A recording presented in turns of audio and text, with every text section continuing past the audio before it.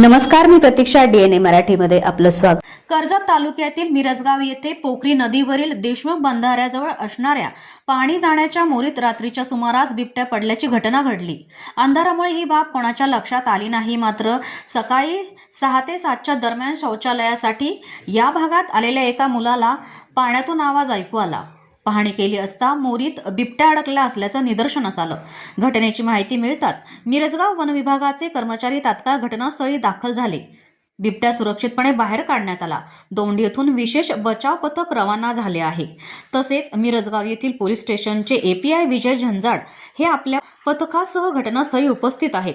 बिबट्याला पाहण्यासाठी घटनास्थळी मोठ्या संख्येने ग्रामस्थांनी गर्दी केली असून परिसरात खबरदारीचा उपाय म्हणून पोलिसांकडून बंदोबस्त ठेवण्यात आला आहे. वन विभागाच्या देखरेखीखाली बचाव कार्य सुरू आहे. प्रतिनिधी मुंतजीर शेख, DNA मराठी, अहिल्यानगर.